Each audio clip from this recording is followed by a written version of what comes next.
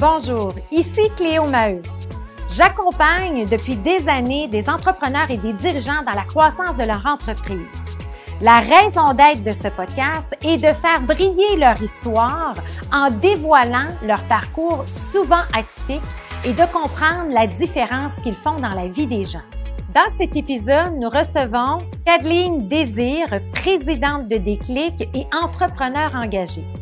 Vous découvrirez comment Kathleen, issue d'un milieu rigoureux, qui a connu une variété d'expériences allant de l'industrie du textile au métier de clown, est maintenant capable de faire briller le plein potentiel des enfants. Bonne écoute!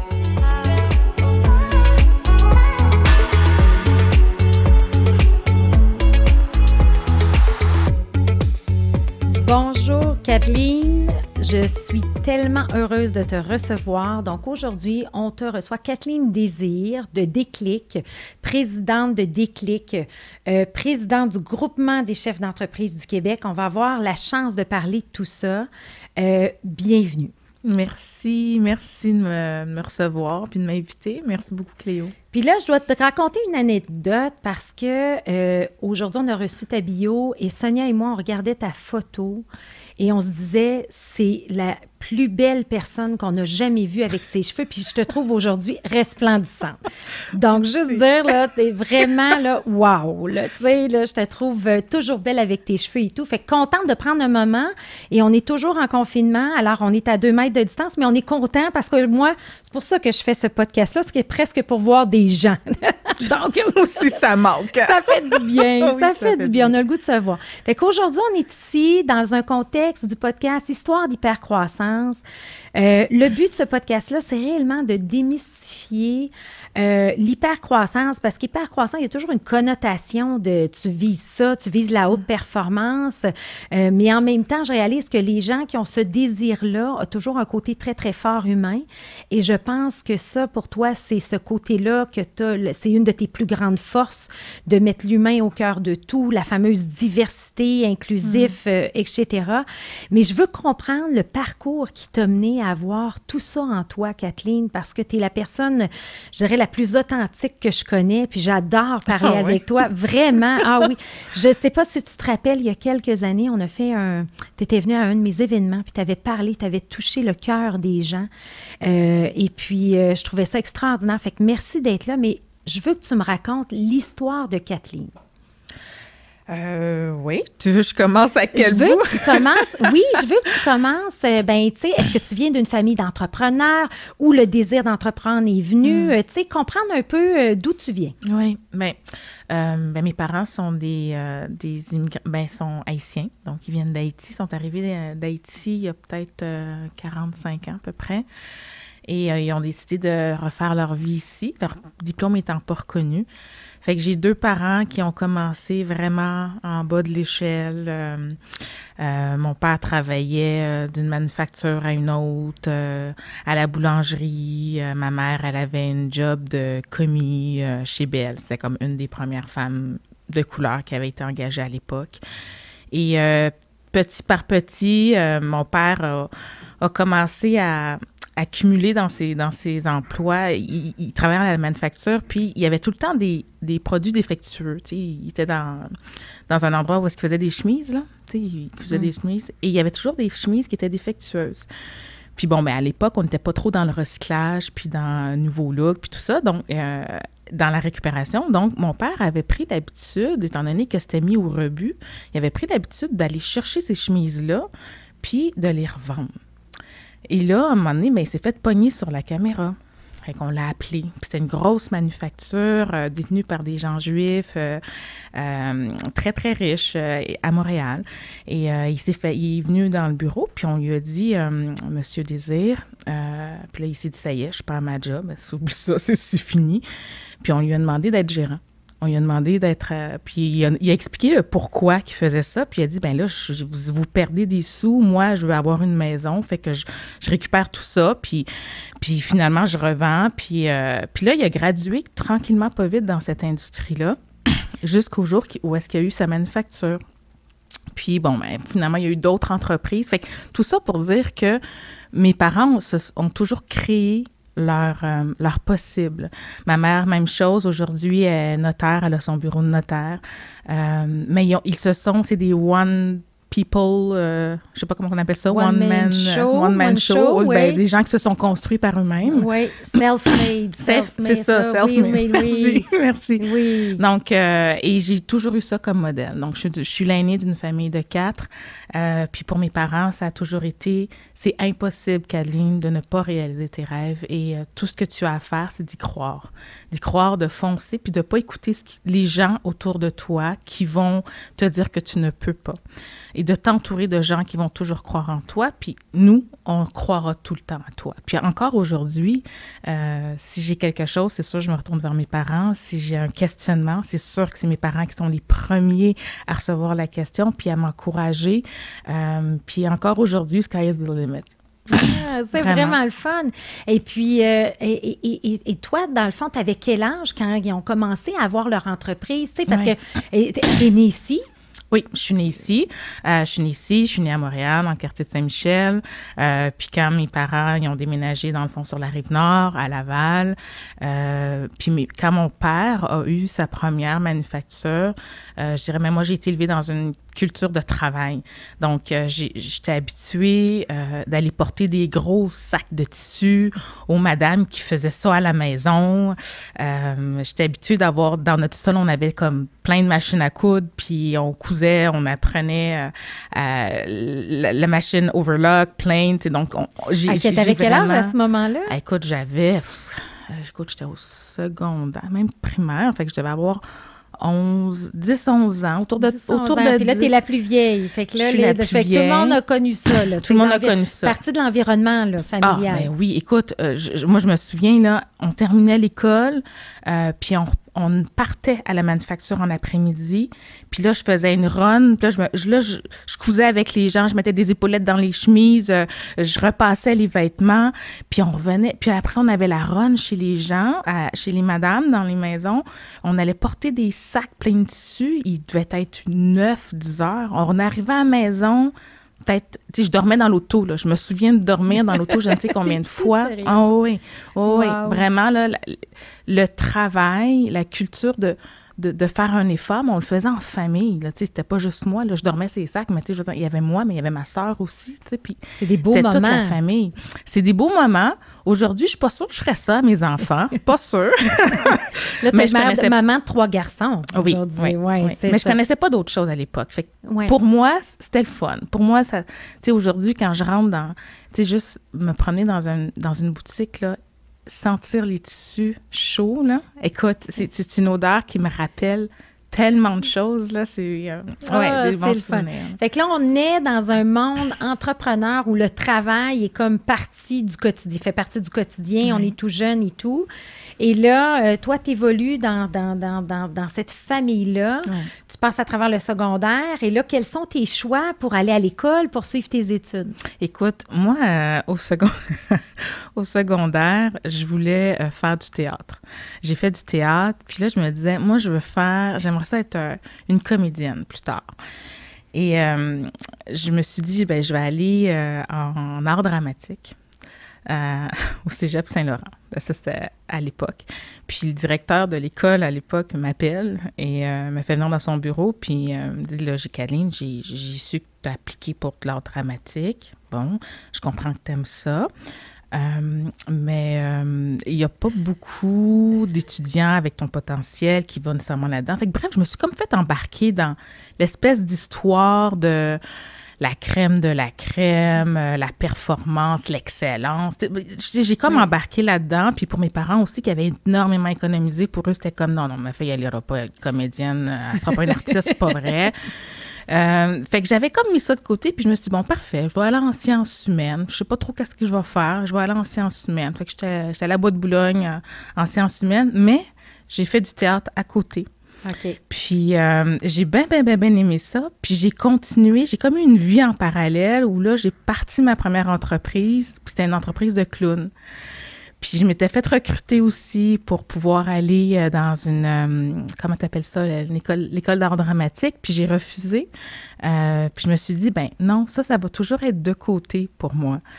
Mais puis au niveau académique, j'ai poursuivi en psychologie. Fait que j'ai rentré à l'université en psychologie, j'ai fait mon bac pendant que j'avais aussi ma compagnie de clown. Puis fait que j'amusais les fêtes d'enfants. Puis j'ai étudié en psycho par la suite. J'ai fait ma maîtrise, j'ai travaillé en garderie. Et quand je suis arrivée après ma maîtrise, puis je travaillais en milieu de gamme, ben, tu sais, pour payer mes études. By the way, j'avais comme 3 jobs pour payer mes études. On m'a demandé à un moment donné, est-ce que tu aimerais ça intégrer un enfant qui a des besoins particuliers? Fait que je dis, bah, oui, pourquoi pas. Puis j'ai intégré un enfant qui avait un handicap physique et je suis tombée en amour avec le processus d'intégrer un enfant qui a un développement physique atypique dans un groupe d'enfants à développement typique. Donc, toute la différence, l'ouverture à l'autre, découvrir ses forces malgré les défis qu'on peut vivre au quotidien et faire découvrir aux autres aussi la force de l'ouverture. Fait que je me suis dit, « Hey, my God, moi, je veux faire ça dans la vie. J'aimerais vraiment ça, intégrer des enfants qui vivent des défis dans des milieux de vie typiques. » Puis c'est de là qu'a germé l'idée de partir Déclic. Puis j'ai parti mon entreprise à ce moment-là. Là, on est en quelle année quand tu pars Déclic? Écoute, quand je pars Déclic, on est en 2006. Avant ça, je travaillais dans une entreprise. J'ai gradué très rapidement dans cette entreprise-là. J'avais des belles conditions et tout. Puis j'ai vécu un choc de valeurs. J'ai vraiment vécu un défi au niveau des valeurs, puis particulièrement sur la façon dont ce qu'on attendait de moi par rapport à ma façon de gérer l'équipe en place. Puis j'étais en arrêt de travail à ce moment-là. Puis là, je me dis, my God, qu'est-ce que je fais? Je viens d'acheter une maison, mon chum est encore aux études. Je t'en arrête. Écoute, Caroline, prends le temps de te poser, puis tu trouveras, tu sais, tu vas aller mieux, puis tu vas retourner au travail. Mais pendant ce temps-là, j'apprends que je suis enceinte. Fait que je me dis, OK, là, je suis en arrêt de travail, je suis enceinte. Non, j'ai pas le goût de retourner dans cet environnement-là. Et c'est là que mes parents, justement, ont fait, ben, Caroline, pars ta ressource. T'es capable. On est derrière toi. Puis là, j'étais comme, oui, mais là, j'aurais pas d'argent. Puis comment je vais faire? Puis et là, je me suis dit, ben, Caroline, t'as 9 mois pour être riche. Puis, bon, quelques années plus tard. C'est ça. Mais oui, je me suis dit, j'ai 9 mois pour pouvoir subvenir aux besoins de ma famille. Puis, mais ça a été un motivateur tellement puissant. En dedans de 3 mois, on avait 6 employés.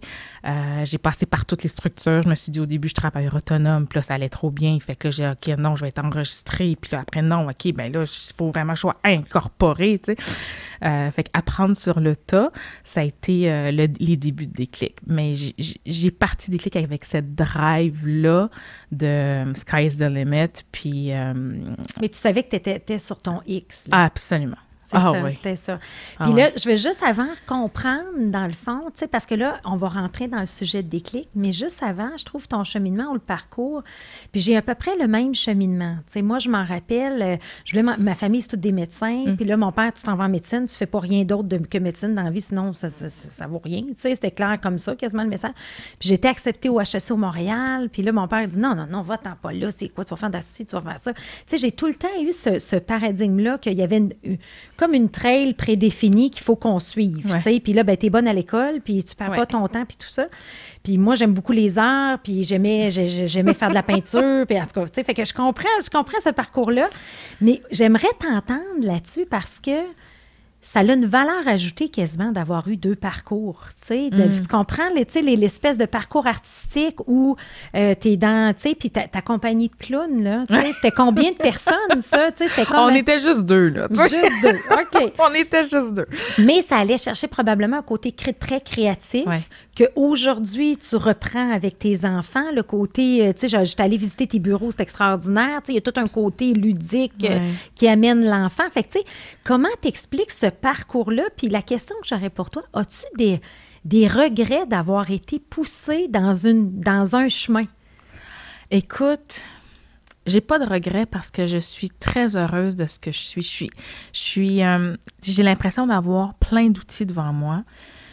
Par contre, c'est vrai que on dirait que tout me poussait à rentrer dans une sorte de tract, tu sais, comme, Ouais, vas-y. fit dans la case. Fit dans la case. Puis là, après ton bac, une fois que tu as fini, il faut que tu fasses ta maîtrise. Puis après ça, il faut que tu aies ton doctorat. Puis on dirait qu'on voulait absolument, ou je me laissais influencer, puis je me laissais croire qu'il fallait que je fitte dans une case. Mais en même temps, pour moi, on dirait qu'il fallait que je la crée, ma vie. Fait que je trouve qu'être entrepreneur, c'est ça. C'est de pouvoir me permettre de créer ma traque à moi, puis c'est de pouvoir me permettre de... Tu sais, je fais appel à ma créativité comme je veux, quand je veux. Je veux dire, j'arrête pas de penser, puis de créer, puis de voir, puis d'avoir des obstacles, puis d'essayer de trouver des solutions, puis de faire appel aux gens autour de nous pour trouver des solutions. Fait que je me dis, c'est comme, oui, c'est un cumul de tout. Des fois, je vais piger dans le côté art dramatique pour pouvoir mieux raconter. Quand tu as besoin de communiquer une vision à une équipe, puis de mobiliser les gens, mais c'est sûr que mon parcours au niveau de mes cours d'art dramatique, m'ont aidé à quelque part. Tu sais, t'es tellement bonne, puis t'es tellement inspirante. Des fois, je t'entends, effectivement. Oui. Fait que c'est sûr que ça aide. Puis, ou encore, j'ai eu plusieurs années aussi au niveau de la danse. Ça, c'est même un 3e parcours, si on veut, là. La danse a fait partie de mon exutoire longtemps. Je l'ai même enseigné en passe-temps, au niveau du passe-temps. Mais ça m'a appris à lire le corps humain, puis à lire les inconforts. Donc, quand tu es en rencontre d'équipe ou même avec un client, mais des fois, le petit mouvement, le petit geste te fait... Je suis capable de mieux lire. Je suis pas synergologue, mais le mouvement fait partie de mes apprentissages. Donc, à quelque part, oui, j'utilise tout ça dans mon quotidien et en même temps, j'essaye de faire véhiculer le message qu'il n'y en a pas un chemin.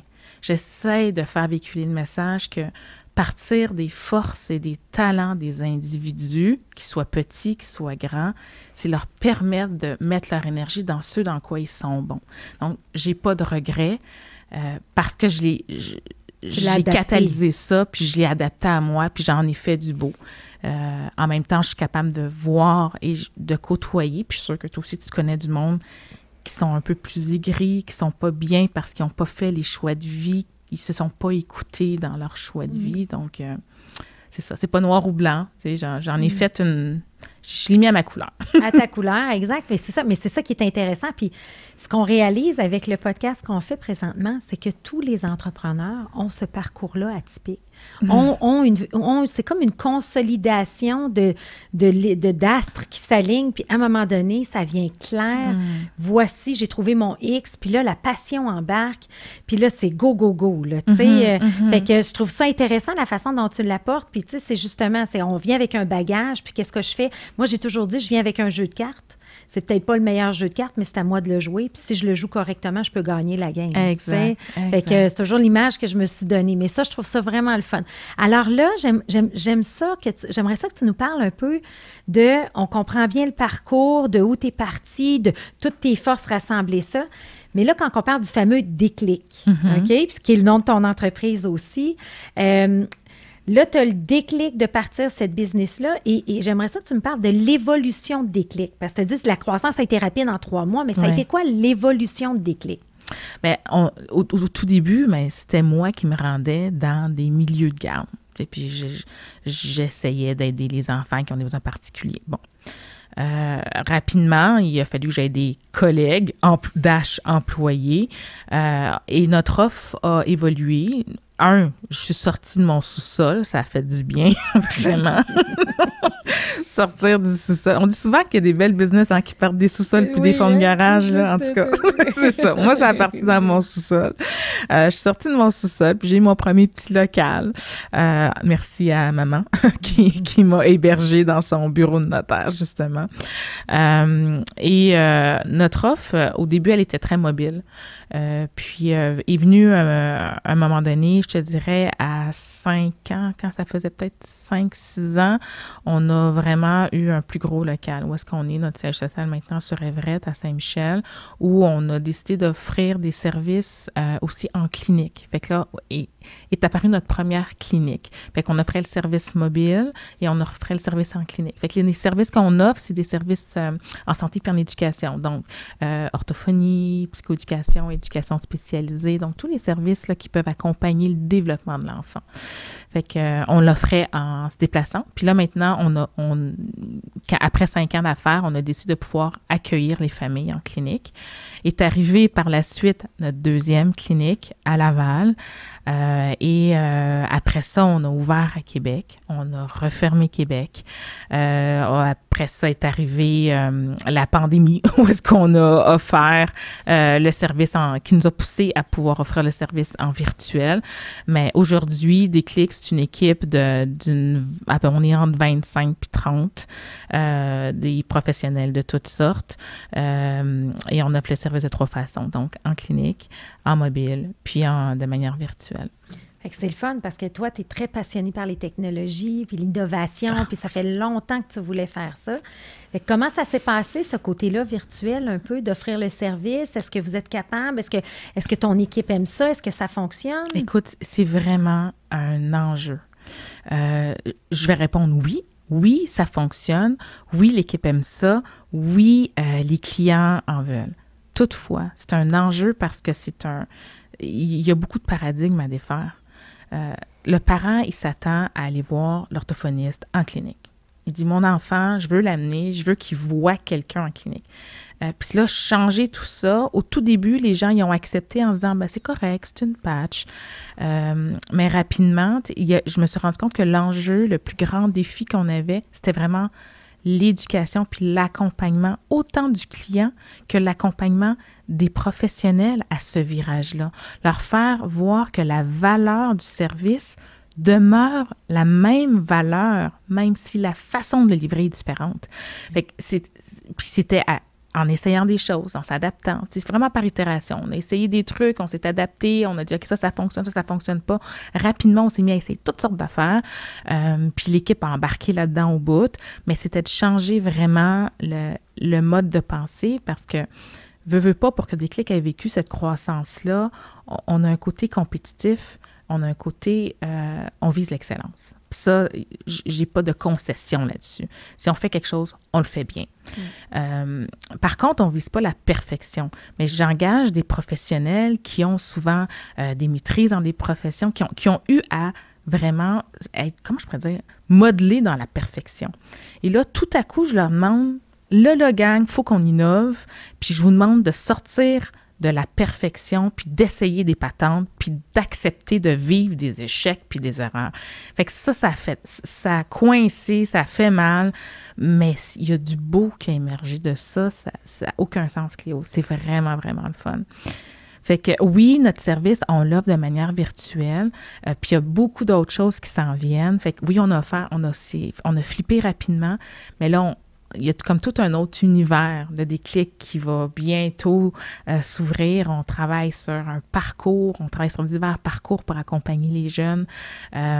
Puis là, je rentre dans la partie où je m'éclate, puis que c'est la créativité qui va nous mener au bout de ce qu'on peut faire, puis notre raison d'être, là.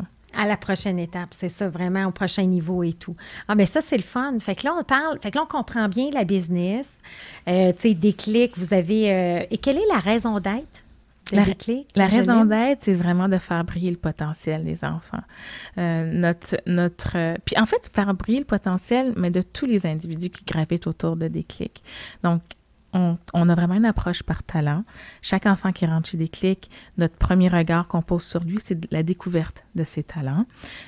Et on part de là. Parce qu'on sait qu'il y a des défis, on sait qu'il y a besoin d'apprendre des choses, on sait qu'il y a besoin de développer des muscles pour traverser certains défis au quotidien. Mais il y a des forces, puis il faut qu'on s'appuie sur ces forces-là. Fait qu'on a vraiment ce regard-là qu'on pose et sur l'enfant, mais d'abord et avant tout sur l'équipe, pour qu'il soit capable de le poser sur l'enfant, là. Ah, ça, c'est le fun. Fait que ça nous amène à toute la vision la vision que je dirais humaine et authentique de Kathleen qui était très inspirante. Et là, on comprend le modèle d'affaires de Déclic, mais je veux qu'on parle de Kathleen, la femme entrepreneur. Tu parles très souvent d'authenticité, d'inclusion. Ton slogan était de faire rayonner, tu sais, c'est quoi exactement la phrase? Se libérer pour rayonner, oui, c'est ça? OK, oui, à la présidence du groupement, se libérer pour rayonner. Alors, quand je regarde les mots-clés qui gravitent autour de Kathleen avec la recherche que j'ai faite pour la préparation, c'était diversité, inclusion, humaine, tu sais, libérer, briller, rayonner. Alors, toi, et ça te décrit tellement, puis peu importe la façon dont tu le regardes ou on t'écoute, tu as ce message-là que tu portes très fort, qui est probablement sur ton X aussi, quand tu dis, regarde, quand moi, tout s'est aligné. Je veux que tu nous parles de ça, de cette mission-là personnelle que tu t'es donnée. En fait, je vais te dire, Cléo, j'aimerais ça dire, hey, je me suis donné une mission. Mais c'est tellement pas ça. Je suis juste vraiment, vraiment intuitive. Puis on dirait que je suis pas capable de pas faire qu'est-ce qui m'appelle. Fait que j'ai suivi mon intuition pour Déclic. J'ai suivi mon intuition sur mes implications en affaires aussi. Et à un moment donné, tout a fait sens. Et je me suis rendu compte que, ben oui, c'est l'inclusion au sens large. C'est vraiment d'offrir des possibilités aux populations les plus vulnérables. C'est ça que je porte. Puis, en fait, c'est de faire voir le beau des populations vulnérables. Je dirais même plus ça, de faire briller le potentiel. Puis, la fois où je me suis sentie le plus sur mon X, où je me suis rendu compte que finalement, tout était imbriqué, c'est vraiment un concours de circonstances où je me suis dit, tu sais, je vais aller faire du bénévolat. J'ai offert du temps. J'étais allée au Bénin. Je savais même pas qu'est-ce que je m'en allais faire là exactement. Puis finalement, je me suis ramassée à aider des femmes. On appelle ça des groupements là-bas. Et ça n'a rien à voir avec le groupement des chefs d'entreprise ici, non, mais on appelle ça des groupements. Donc, c'était l'ONG Le Rail qui a mis en place des solutions pour aider les femmes à se mobiliser et à partir en affaires. Donc, les accompagner, elles sont analphabètes au début, donc leur apprendre à lire, à écrire, à monter un plan d'affaires, à vraiment se partir en affaires. Mais pourquoi? Pour qu'elles soient indépendantes financièrement et pour que les enfants puissent aller à l'école. Et quand je suis arrivée là-bas, moi, je me suis dit, je vais accompagner des femmes avec leur plan d'affaires et tout. Puis quand je me suis mis à leur parler sur le pourquoi qu'elles faisaient ça et qu'est-ce que ça leur apportait, et qu'elles me disaient, ben Kathleen, moi j'ai 10 enfants et mes 10 enfants vont à l'école. Écoute, les frissons que j'ai eus là, à ce moment-là, j'ai fait, c'est ça, c'est pour ça que je suis venue sur Terre. C'est comme, pour moi, c'est clair. Ça passe par c'est pour offrir des possibilités aux générations futures, mais en travaillant avec les populations les plus vulnérables, en leur donnant des outils et en faisant voir comment ils sont capables. Puis pas nécessairement par ta grosse business, mais juste, tu es capable de mettre quelque chose en action, puis tu n'es pas obligé de compter sur les autres. Tu peux le faire toi. Fait que pour moi, ça a été mon X. Puis je suis comme revenue de là en faisant, OK, tu sais quoi, Kathleen, l'inclusion pour toi, c'était les enfants à besoins particuliers. Mais non, l'inclusion, c'est vraiment plus large. Puis là, je me suis impliquée dans Femmes et Sœurs aussi. Puis, oui, je porte le message d'inclusion en sens très large. Et Déclic est un des moyens pour moi de le réaliser. Et ça revient aussi que tout est possible dans l'éducation que tu as eue de par tes parents, entrepreneurs. Absolument. Et tout. Tout est possible. Et là, tu portes ce message-là. Et comment tu décris tes implications? Qu'est-ce que ça t'apporte? Qu'est-ce que ça m'apporte? C'est une bonne question. Mais je me sens vivre. Ça fait du sens. C'est cohérent. Tu sais, on parle beaucoup d'énergie vitaux. Tu sais, l'air, il faut qu'on respire pour vivre. Il faut respirer, c'est essentiel. Tu sais, il faut boire de l'eau. Mais pour moi, le sens, c'est aussi une énergie qui est vitale. Le sens, c'est la source de motivation pour tout.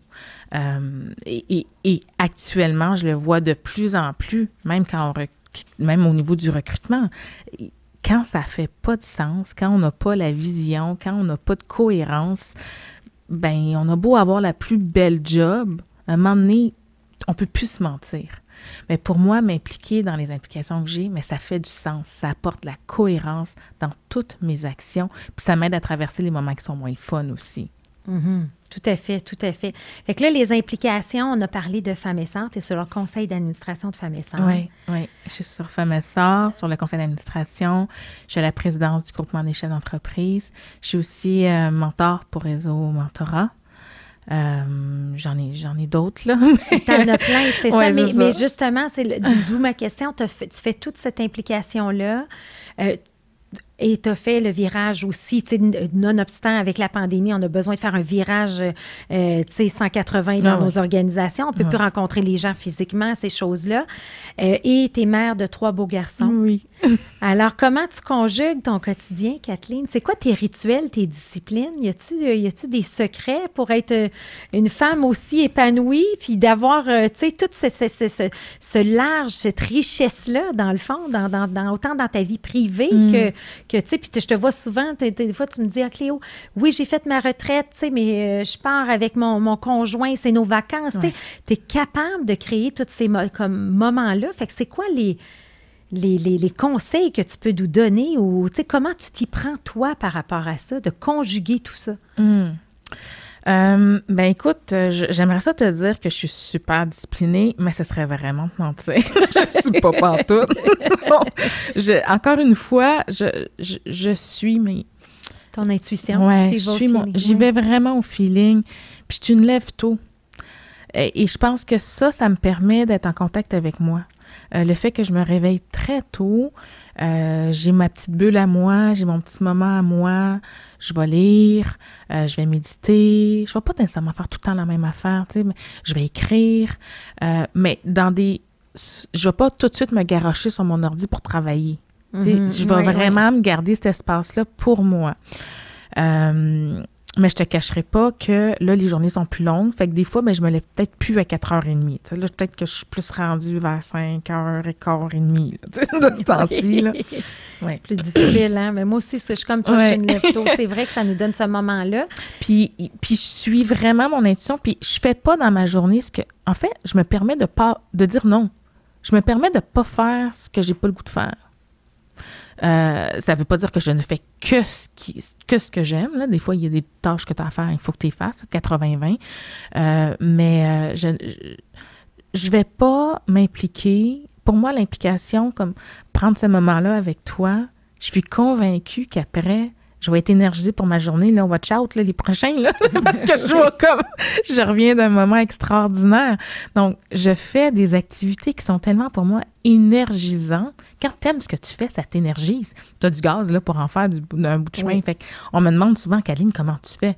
Mais je fais des activités qui m'énergisent. Tout est dans l'énergie, pour moi. Tout est dans... En fait, le secret, c'est une bonne gestion d'énergie. Mm-hmm. Puis ça part, on revient encore avec le sens d'être sur son X, mais aussi de se permettre d'avoir des moments à soi. Puis on s'entend qu'avec la pandémie, il y a beaucoup de gens qui ont des jeunes enfants. Ça n'a pas été c'est pas possible pour tout le monde. Puis là, je le vois d'autant plus. On dirait que cet automne, cette deuxième vague-là est quelque chose. On le sent plus fort, exactement. Mais j'ai la chance d'être vraiment bien accompagnée, là. Oui. J'ai un amoureux extraordinaire, là. Fait que on n'est même pas dans le partage de tâches. On dirait que c'est comme une chorégraphie, tu sais. On danse ensemble, puis je sais pas comment l'expliquer. C'est juste, des fois, c'est lui qui fait le dîner, des fois, c'est moi. On s'est même permis de dire aux enfants, on va pas au service de garde, revenez à la maison dîner. Fait qu'on les voit beaucoup plus souvent, mais ça coule. Ça coule. Ça coule. Ouais. Et là, en termes justement d'éducation de tes enfants, là, on a vu que tu as été dans un environnement travaillé très jeune. Alors, comment tu transposes ça maintenant que c'est toi la maman et qu'il y a 3 beaux garçons? Écoute, j'ai été élevée dans une famille qui était très rigoureuse, très disciplinée, sévère, vraiment sévère. Vraiment, vraiment, là. Tu sais, mes amis n'arrêtaient pas de me dire, écoute, c'est une prison chez vous, Cadine, t'as pas le droit de faire ça, t'as pas le droit de faire ça, tu sais. J'avais ma liste de tâches à faire le samedi avant de pouvoir faire mes trucs. Et je voulais pas reproduire ça. Puis en fait, on n'est plus à la même époque, puis c'est pas les mêmes besoins. Mes parents, c'est première génération, fait qu'ils ont fait ce qu'ils pouvaient avec ce qu'il y avait. Moi, j'ai la chance d'être née ici, dans un contexte complètement différent. Je voulais offrir vraiment à mes enfants le meilleur, mais en gardant la rigueur, le beau côté de la rigueur de ma famille, puis en ayant le beau côté je te dirais du plaisir de la famille à mon chum. Tu sais. Et on navigue là-dedans. Mon chum, des fois, c'est comme, Caroline, c'est correct de se lever le samedi matin et d'écouter un film en famille. C'est correct. Là, je le regarde. Ouais, t'es sûr? Il faut pas qu'il fasse ça. Non, Caroline, c'est correct. C'est correct d'apprendre la veggie. Ah, OK. Fait que là, je vais dire à mes gars, bon, là, on apprend à veggie. Bon, je vais faire plein d'autres choses à côté, mais là, c'est votre moment où on va veggie. Puis ils sont comme, ah, merci, maman. La mère stressante. Ils savent que c'est le père, là, tu sais. C'est sûr. C'est ça. Mais je trouve ça beau, tu sais. J'essaie pas de ne pas être qui je suis. Tu sais, je veux être cohérente avec moi, mais en même temps, je reconnais que mon chum a une façon de gérer sa vie qui est peut-être un petit peu plus saine, avec un peu plus de plaisir, un peu plus de prendre le temps de faire les choses. Et ça, c'est important qu'ils aient ces deux modèles-là pour pouvoir aller piger dans, mettons, aller piger dans la rigueur, puis dans le travail, du côté de maman quand ils en ont besoin pour des sprints, pour étudier pour un examen, mais aussi d'aller piger du côté un peu plus vegeage, un peu plus on va jouer aux jeux vidéo, puis tout ça, du côté du père, pour les mamans où est-ce qu'ils ont besoin aussi de se ressourcer. Fait que je trouve ça beau de leur offrir ces possibles-là. Le fameux, tu sais, ouais, le côté easygoing, tu sais, sinon, mais tu trouves pas que c'est un trait de caractère des femmes, ça, qu'on est dans la, tu sais, puis là, je fais le lien avec l'hypercroissance, tu sais, dans le sens, on a ce trait de caractère-là de, tu sais, de haute performance, puis je trouve qu'on se donne pas beaucoup le droit, tu sais, en tout cas, moi, personnellement, je dois vraiment travailler à me calmer le pompon, là, parce que la switch est à on le matin à 5 heures, puis le soir, elle va se fermer. Mais, tu sais, puis justement, mon conjoint aussi va jouer le même rôle, tu sais, de tempérer ça, d'amener ça. Mais quand même, tu sais, puis là, on voit que tu es un côté humain très, très fort, mais on vise la haute performance. Fait que, comment t'expliques ça? Puis là, j'aimerais que tu parles aussi de ton entreprise libérée, humaniste, avec le côté opale, versus l'hypercroissance. Puis comment on trouve l'équilibre là-dedans? Tu sais, je te dirais juste pour répondre à ta première question par rapport à comment est-ce qu'on explique ça, peut-être que les femmes, on est un peu plus dans la performance. J'ai eu la chance dans mon parcours, j'ai pas tout dit, là, mais dans mon parcours, j'ai enseigné à l'Université de Montréal, puis le cours que j'offrais, c'était le cours Psychologie de la femme. Et dans ce cours-là, on enseignait aux étudiants au bac les distinctions dans ce qui est plus féminin et ce qui est plus masculin. Et pour moi, je vais souvent piger là-dedans. Et je me rends compte qu'il y a une grande part qui relève de l'éducation. Tu sais, c'est pas nécessairement juste parce qu'on est des filles ou des gars. Tu sais, ça relève aussi de la façon dont on a été éduqués. Je vais prendre un exemple. On arrive au parc. T'as un enfant de 3 ans et demi, 3 ans, mettons, il veut grimper dans le module. C'est une petite fille. La petite fille, elle va courir, elle va monter dans le module. Attention, tes souliers. Tu sais, on va comme un peu plus protéger la petite fille. Et le fait de protéger, parce qu'on ne veut pas qu'elle tombe, le fait de la protéger, c'est comme lui dire, t'es-tu sûr que t'es capable? Si jamais là, tu t'échappes, là, ben c'est correct, je vais être là, mais c'est pas une bonne idée, là. Tu veux pas tomber, là. C'est ça le message qu'on envoie. Le petit gars, même âge, voit le module, il part à courir, vas-y, hey, regarde ça, il est rendu en haut, il a réussi, c'est hot, il tombe, lève-toi mon bas, c'est correct, tape 2-3 coups, il n'y a pas de problème, continue. Ce qu'on est en train de lui dire, j'ai confiance en toi, tu vas là, t'as dépassé mes attentes, puis quand tu tombes, on te dit, pas grave, lève-toi, continue. Fait que la façon dont tu abordes la vie, c'est la même affaire. On grandit avec ça, parce que là, ça se passe à plusieurs autres sphères. On grandit avec ça. Puis aujourd'hui, en business, on le voit. Les femmes, avant qu'elle commence, par exemple, soit à se mettre à faire des acquisitions ou elle ne veut pas emprunter de l'argent, ou, tu sais, il y a... Là, je suis en train de faire une généralité, mais on reconnaît ces traits-là plus féminins où elles veulent, les femmes, être sûres que les choses vont bien aller avant de faire le move. Le côté risqué, la part de risque est plus dosée du côté féminin. Tandis que chez le gars, qui va être en affaires, il y en a donc qui vont raconter des histoires en disant « J'avais aucune idée comment ça allait se passer, j'ai dit oui, puis j'ai eu le contrat, écoute, il a fallu que je livre, mais j'ai livré. » C'est complètement différent. La part de risque, c'est comme si le risque n'existe pas. Pour revenir à moi, par rapport à l'organisation, j'étais allée passer des tests psychométriques pour me rendre compte que ma personnalité, moi, je cote hyper élevé du côté risqué. Fait que moi, je fais partie de celles qui risquent énormément, mais qui apprennent en tombant, en disant « Oui, je vais ouvrir à Québec », faisant comme après ça, hop, c'est pas une bonne idée. Bon, fait que j'apprends à travers le risque. Et ce que j'ai fait, justement en allant avec la méthode hypercroissance, en mettant Gazelle chez nous, c'était la première des choses, c'était d'apprendre à bien m'entourer. Puis je suis allée me chercher quelqu'un en finance qui avait un côté prudent. Puis c'est un gars, c'est complémentaire. Avec Martin, chez nous, a vraiment ce rôle-là où, là, quand j'ai le goût de me garrocher, il fait « Attends une minute. on va comme organiser les choses. Parfait. Là, tu peux te garrocher. Là, je me lance dans les zones où je peux me garrocher et ça amène une espèce d'équilibre. Mais oui, au début, je voulais vraiment être dans ce modèle de femme, de chef d'entreprise qui était dans la performance, puis qui savait, puis qui avait le contrôle. Et quand j'ai été plus cohérente avec moi, j'ai décidé de mettre en place l'entreprise libérée. Puis pour moi, ça vient d'oser. Ça vient d'oser mon désir de performer, d'excellence. Puis ceux qui ne connaissent pas ça, c'est quoi une entreprise libérée? Ah, l'entreprise libérée, je vais y aller avec ma façon de le nommer, là. C'est une organisation où on décide de partager le pouvoir. Une organisation où le chef d'entreprise décide que pour le bien de la raison d'être, pour le bien de l'organisation, on partage le pouvoir, il n'y a plus de hiérarchie et on permet aux gens, dans leur force, de pouvoir prendre des décisions pour le bien de l'organisation. Fait que ce que ça demande de mettre en place toutes sortes de mécanismes pour les prises de décision, pour amener de la clarté, les rôles, les responsabilités. Fait qu'on n'est pas... Des fois, on va penser, ben là, c'est complètement anarchique, là, il y a plus de hiérarchie, il faut que c'est tout le monde qui décide free for all.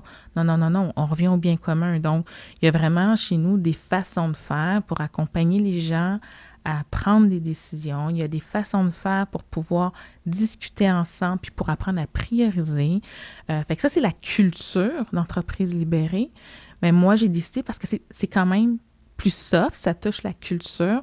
Mais moi, je souhaitais quand même d'avoir une entreprise libérée qui était dans la croissance, qui visait quand même, qui gardait cette excellence puis cette rigueur-là. Fait que j'ai mixé, tu sais, le côté bienveillant avec l'exigence. On n'est pas obligé d'être bienveillant ou exigeant. On peut être les deux. Fait que pour moi, chez Déclic, c'est Gazelle qui nous permet ça. T'sais. C'est de pouvoir avoir le côté exigeant avec la bienveillance, puis d'avoir cette rigueur-là et de naviguer ensemble vers... Puis je trouve que c'est une belle complémentarité avec équité, en fait. Oui.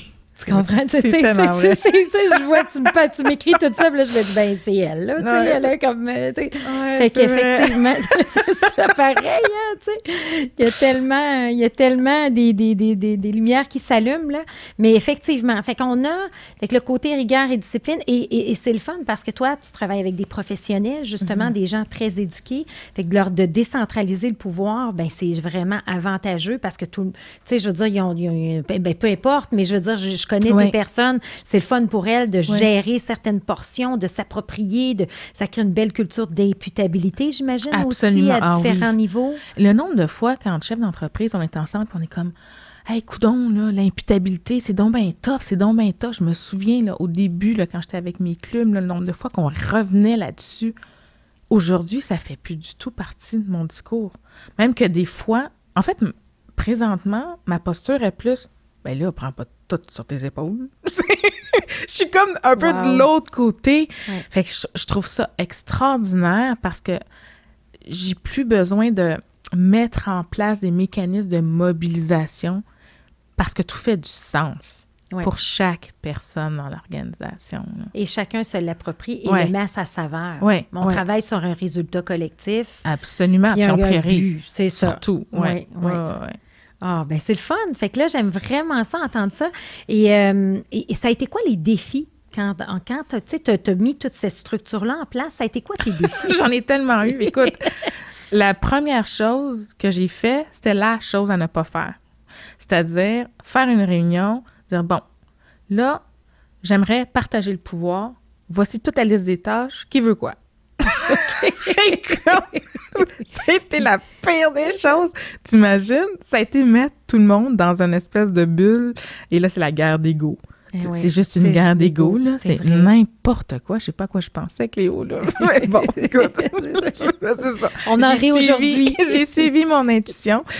Et là, ben, ça a été une réunion catastrophique où j'ai nommé, ben là, clairement, je me suis trompée. C'est pas comme ça qu'on va faire ce chemin-là.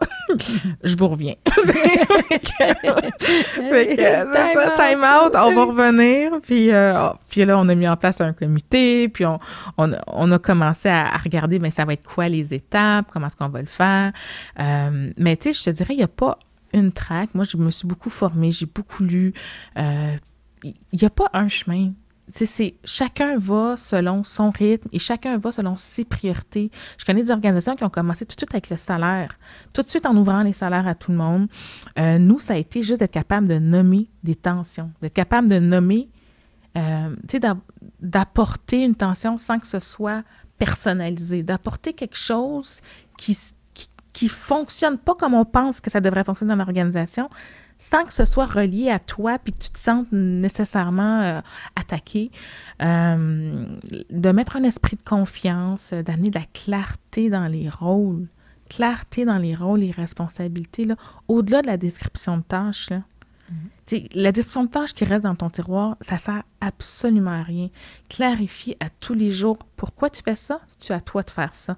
La prise de décision que tu viens de prendre, si tu la tiennes, ou c'est celle de ton collègue, est-ce que c'est pour toi ou c'est vraiment pour le bien de Déclic? Puis prouve-moi que c'est pour le bien de Déclic. Fait que tout ça, là, juste ça, là, ça a pris des années, là, mettre ça en place, tu vois. Mais c'est ça, je te dirais que ça a été vraiment les premières étapes. Et ça, c'est le fun parce que, écoute, on s'entend-tu que le plus gros défi aujourd'hui, c'est la fameuse imputabilité puis toute la responsabilisation.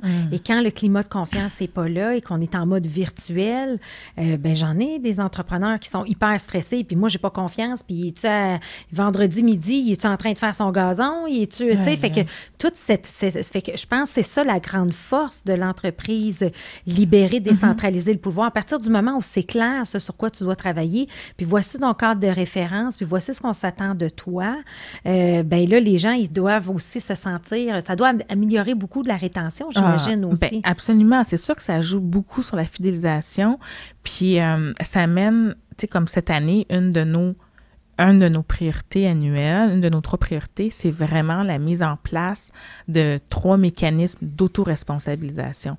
Fait que partout dans notre culture, on se permet de prioriser ça aussi. T'sais, c'est quoi tes outils pour t'auto-responsabiliser? T'sais, on a commencé il y a quelques années justement avec la transparence sur les chiffres, juste mettre en place des outils pour coacher ton monde, mais tout le monde sur les marges. Tout le monde sur les ratios, que tout le monde soit capable de lire un budget puis de comprendre où ce qu'on... Mais c'est pas dans toutes les organisations. Fait que plus on coach nos gens, plus on éduque, plus on est transparent, puis plus on met des mécanismes qui font que les gens, ils peuvent prendre des décisions. Fait que oui, pour revenir à ce que tu dis, à partir du moment qu'on est rendu en mode virtuel, que ça soit virtuel, pas virtuel, on a toutes nos priorités, tous les rôles sont imputables, ils savent exactement c'est quoi les priorités de leur rôle. Que toi, chez vous, ça au bureau, ça change quoi? Il faut juste que ce soit fait. Puis il faut juste que tu sois capable de dire à partir du moment que tu as une tension, oups, je lève la main, j'ai besoin de X, Y, Z. Tu sais, fait que nous, ça nous a vraiment aidé. Puis c'est drôle parce qu'un des outils qu'on utilisait, qui était Align, justement, pour pouvoir prioriser, tu sais, on était rendu un petit peu moins discipliné parce que ça allait bien sur d'autres choses. Tu sais, fait qu'on était un peu moins discipliné. Mais dès que la pandémie a fessé, là, ça a été wow, wow, wow. Et là, on l'a jamais autant bien utilisé puis maximisé comme outil. Fait que nous, au contraire, ça nous a permis d'aller plus loin dans nos mécanismes d'imputabilité. La base était là. Ouais. Et je pense aussi, ce que t'aimes le côté créatif, faire travailler sur la vision, les projets futurs, tu sais, toute cette approche-là. Alors que là, mais tu sais très bien que tes gens vont prendre soin des enfants aux besoins particuliers. Fait que là, il y a une certaine cohérence. Puis c'est pas facile pour un entrepreneur d'arriver là. Souvent, on est drainé dans l'opérationnel, puis on doit toujours y retourner. Fait que toi, la clé, ça se résume à avoir les bonnes personnes. Ah oui, avoir les bonnes personnes aux bonnes places, oui, d'avoir les bons outils, d'amener une d'être capable de communiquer clairement sa vision. Oui. Et quand la vision est claire, l'intention découle partout. Fait que quand tu fais une réunion, à partir du moment que tu ramènes ta vision, tu ramènes tes priorités, l'intention de ta rencontre est claire. Tu ne devrais pas partir à droite puis à gauche puis avoir 25 millions de sujets dans ta rencontre. Fait que pour moi, la clarté, là, puis l'intention et la vision, là, c'est quelque chose que je martèle constamment. C'est aussi parce que c'est mon rôle, là, je suis gardienne de ça. Fait que je ramène tout le temps ça à l'intention, là. Mais, puis, c'est quoi la grande vision de Déclic? La grande vision, tu sais, notre gros rêve, là, c'est de pouvoir atteindre... Écoute, j'ai dit ça. J'aime ça. C'est vraiment d'avoir de l'impact sur 100 000 enfants. 100 000 enfants, ouais. J'adore ça. Ouais. Fait que d'avoir un impact, parce que, tu sais, justement, et là, ça fait de la cohérence, ça veut dire des enfants, quand on parle d'inclusion et tout, d'avoir 100 000 enfants à besoins particuliers que vous avez aidés, que vous avez transformé leur vie et tout. Pour nous, c'est vraiment d'avoir de l'impact sur 100 000 enfants. Puis, au début, on pensait qu'un enfant égale un enfant avec lequel j'ai un contact direct. Lundi matin, de 10h à 11h, je suis dans son milieu de garde puis je travaille avec lui, bien ça, c'est un. Mais aujourd'hui, avec le virtuel, là, les possibles sont illimités. On demeure encore avec l'objectif de 100 000 enfants, mais on réalise qu'il y a comme un scaling up incroyable là, à ce niveau-là. Là. Ouais. À faire. Bien, tellement. OK, fait que là, on a le grand rêve pour Déclic. Et quel est le grand rêve de Kathleen? Mon grand rêve. Bien, c'est ça qui est en cohérence aussi avec l'impact et au niveau des enfants. Mais moi, mon grand rêve, c'est vraiment de pouvoir participer à une conversation mondiale, de pouvoir avoir... co-créer le demain mondialement des enfants, pouvoir être entendu par les Nations Unies. C'est, je porte ce grand rêve-là. Bien, Kathleen, je suis convaincue que tu vas atteindre tes buts hautement audacieux et grandioses. Il n'y a nul doute parce que tu es tellement inspirante et authentique. Je te remercie infiniment de ton partage. Ça fait vraiment du bien de parler à quelqu'un qui a ce dynamisme-là, cette belle vivacité-là d'esprit. Donc, merci, Kathleen. Merci beaucoup à toi, Clio. Merci pour ce beau moment. Super, merci. Tous les autres épisodes d'Histoire d'hypercroissance sont disponibles en format audio sur les principales plateformes de podcast et en vidéo sur YouTube. Pour du contenu exclusif, rendez-vous sur la page LinkedIn Hypercroissance ou sur le site hypercroissance.com. Au plaisir de vous y retrouver très bientôt.